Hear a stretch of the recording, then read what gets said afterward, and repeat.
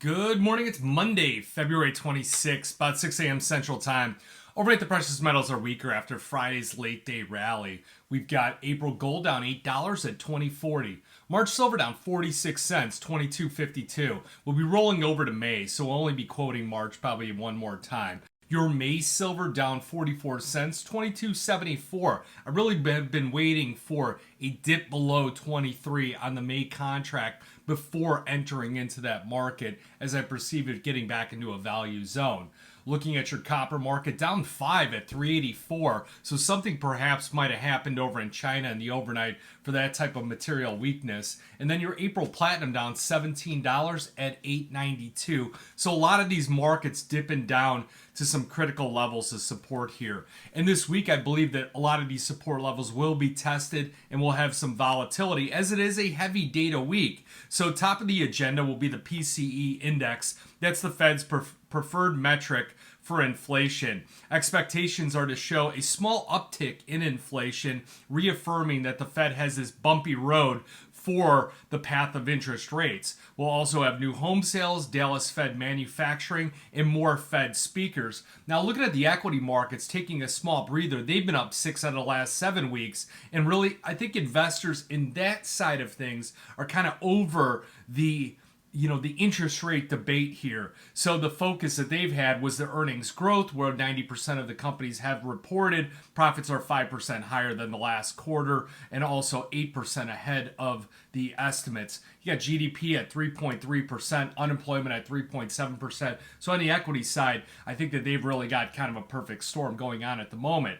Now back to the metals markets, we've got the dollar index down about 18 ticks right now. We've also got 2-year treasury yields just a bit softer here, and no real move up here in the precious metals. So something is definitely amiss at the moment here. Again, I reaffirm that I believe that we're getting back down to some critical levels of support.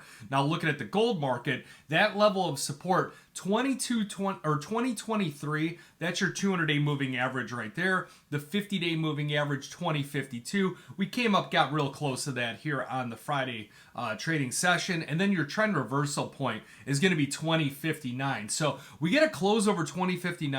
You get the next session to move higher through 2065, which has been a critical level of resistance for quite some time. The bull market should take care of itself at that point in time. Now, silver, it's really all about the resistance right now. You've got a number of things. The 50-day moving average, 2318. Trend reversal point, 2348. 200-day moving average at 2346. So support is really your perception of value. I think the 22 level is kind of just another critical level in the sand, but I think it's also a spot where we would, as retail investors in the silver market, start to layer and stack in. That's why I like the 1,000-ounce contract on the silver market. So really, if you're trading precious metals, and you're wondering why there isn't a rally, I think that the questions to ask yourself are, how important are ETF inflows into those precious metals? So if you flip to a different asset class, and a lot of people don't like it, but it's the cryptocurrencies, you look at Bitcoin and you also look at Ethereum.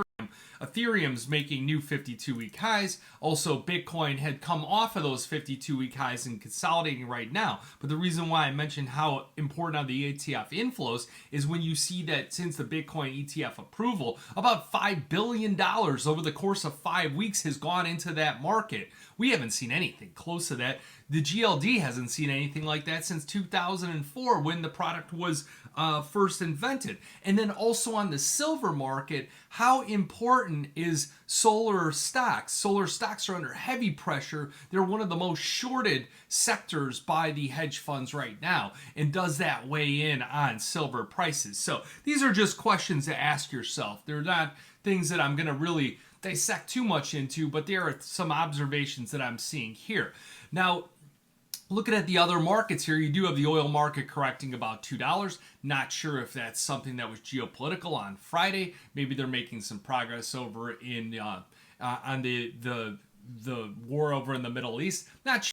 Been out of touch here last few days with this conference we were at all last week. And then finally, One market I do have to address. Look at a chart of cocoa. You wanna laugh at something. That thing is exploded higher. So kind of out the gate here. But you got any questions? Give me a call. Love to talk to you. You're gonna be back at it. I think we're gonna be attacking a lot of these precious metals from the long side here with this sell-off that we have right now. 2% down in silver. Your March contract's going to roll over to May. Also, that copper market, we'll start looking at that a little bit lower in the lower 380s. And then I think platinum is at getting to some decent value levels as well. That's a 50-ounce contract. Every $1 move is $50. So you got any questions, give me a call, 312-858-7303. Remember, futures option trading does involve risk loss. May not be suitable to all investors. Good luck, good trading.